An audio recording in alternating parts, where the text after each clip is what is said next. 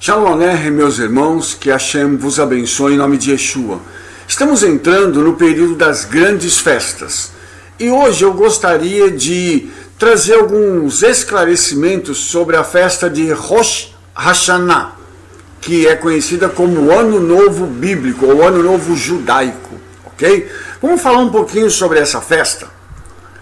Primeira coisa, qual que é o significado de Rosh Hashanah? O que significa isso? Literalmente, cabeça do ano.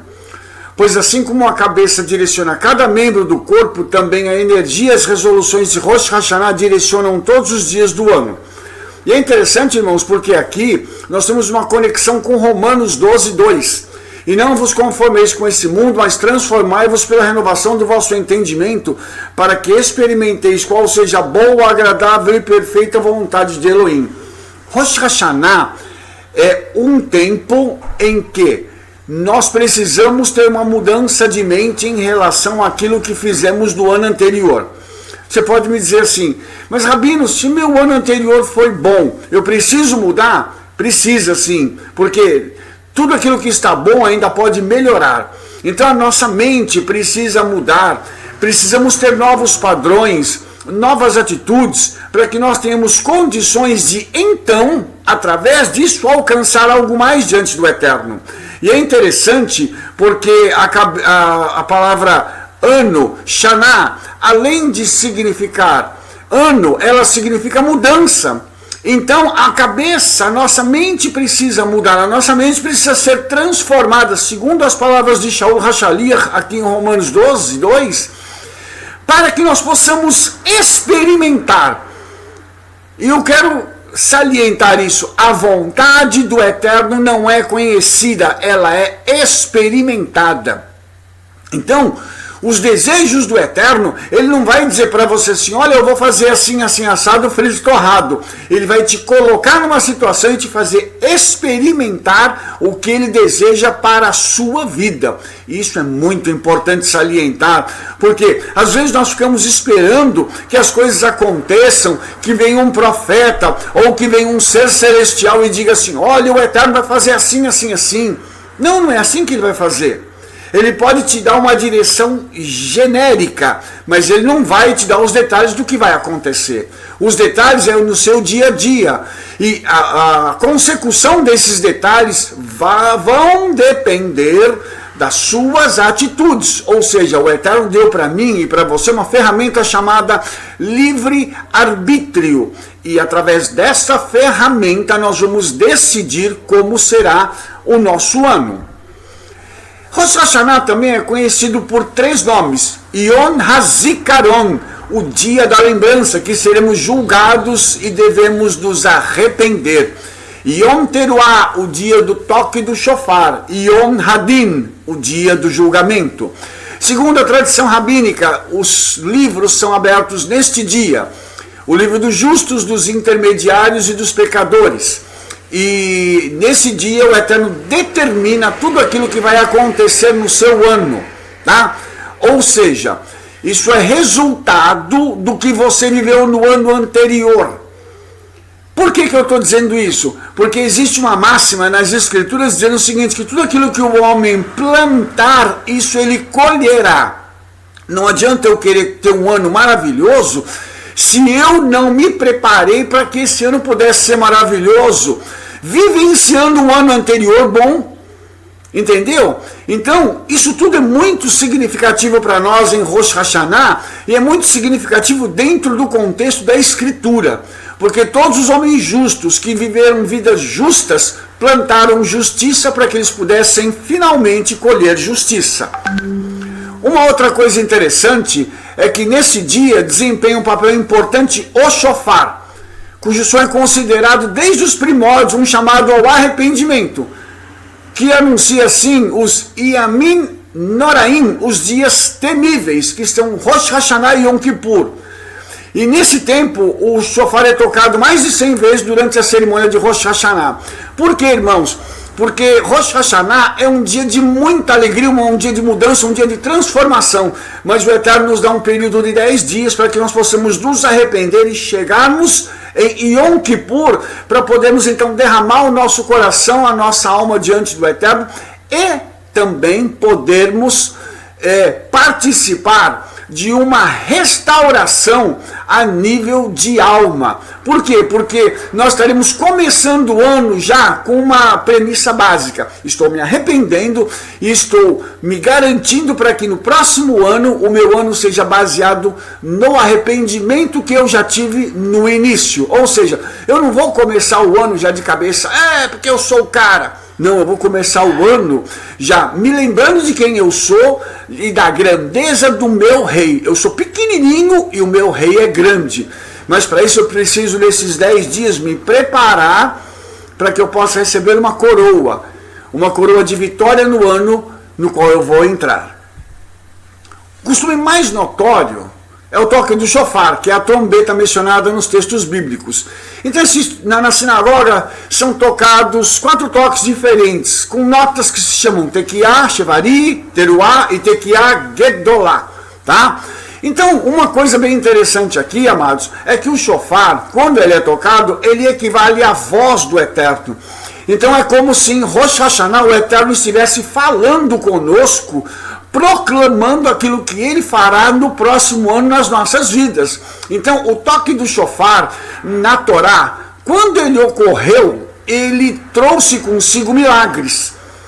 E os irmãos devem se lembrar que logo depois que Israel entra na Terra Prometida, quando eles vão para a primeira conquista deles, que é a cidade de Jericó, o grande milagre acontece quando o shofar toca.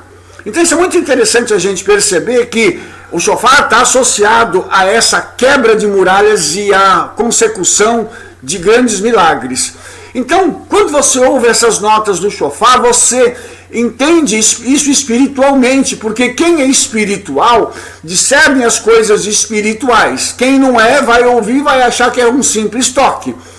Os nossos rabinos e sábios observam que o shofar era usado antigamente para aclamar um rei. Então, esse toque do shofar, ele é uma preparação para a aclamação de um rei que virá. Então, em Rosh Hashanah, todo Israel é chamado para aparecer diante do Rei dos Reis, numa antecipação a um julgamento pessoal.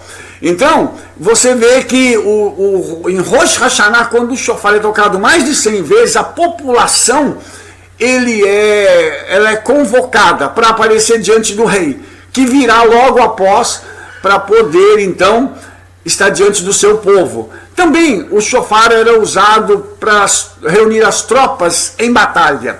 Então, nesse caso, o shofar é um despertamento para nos chamar para um tempo de guerra determinado. Então, Rosh Hashanah é também uma preparação para a guerra que nós vamos ter durante o ano. Aí você pode me dizer assim, mas Rabino, eu não posso ter um ano tranquilo? Pode. Você pode. Eu também desejo ter um ano tranquilo.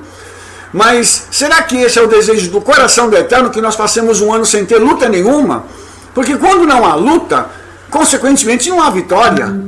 Então as conquistas virão através das lutas. Então nós somos chamados em Rosh Hashanah para começar mais um período de lutas e de vitórias. Ok?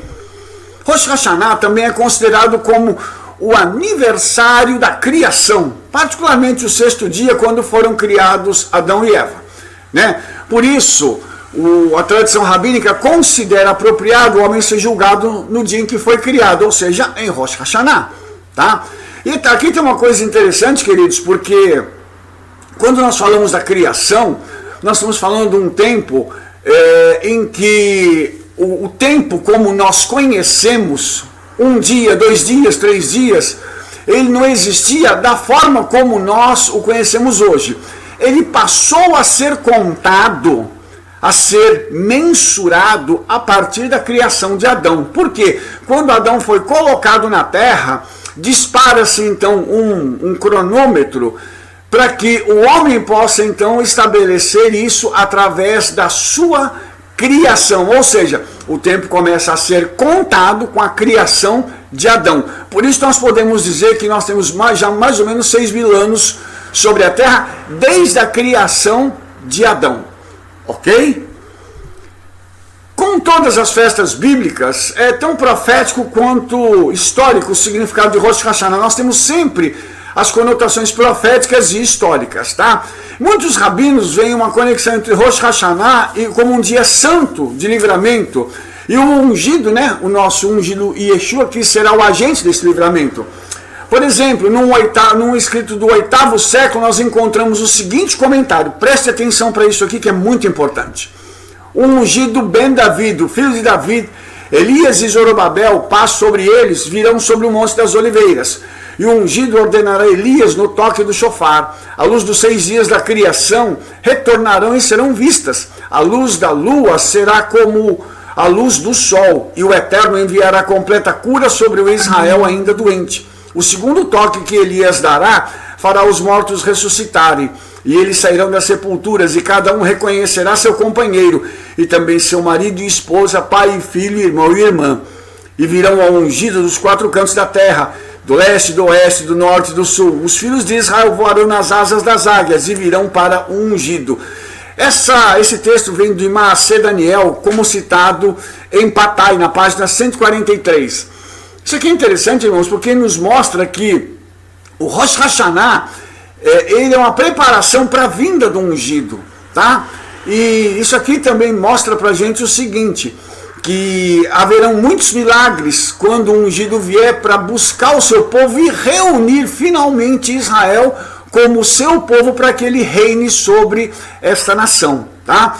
Então, esses escritos antigos dos nossos sábios, eles nos trazem uma nova luz e um novo entendimento para que nós possamos compreender esses aspectos proféticos das festas bíblicas, tá? Então, uma rica verdade associada com essa festa das trombetas. Então, isso caracteriza um tempo de colheita, preparação espiritual, e um futuro cumprimento de Rosh Hashanah é também visto aqui. Falando sobre a futura redenção dos crentes no ungido, comumente chamada de arrebatamento, Shaul revela a conexão com o feriado, dizendo o seguinte: porque o mesmo Senhor descerá dos céus com alarido e com voz de arcanjo e com a trombeta de Elohim. E os que morreram no ungido ressuscitarão primeiro. Depois nós, os que ficarmos vivos, seremos arrebatados juntamente com eles nas nuvens, a encontrar o Senhor nos ares. E assim estaremos sempre com o Senhor. Portanto, consolai-vos uns aos outros com essas palavras.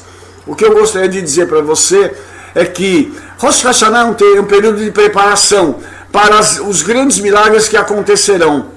Não só durante o ano, mas milagres que abalarão a estrutura da humanidade. Então, vamos ficar atentos, vamos nos preparar para o grande dia que virá, que mudará para sempre a história da humanidade, que será o dia em que Yeshua virá para buscar o seu povo, a sua noiva, Israel, e todos aqueles que creem em Yeshua como ungido.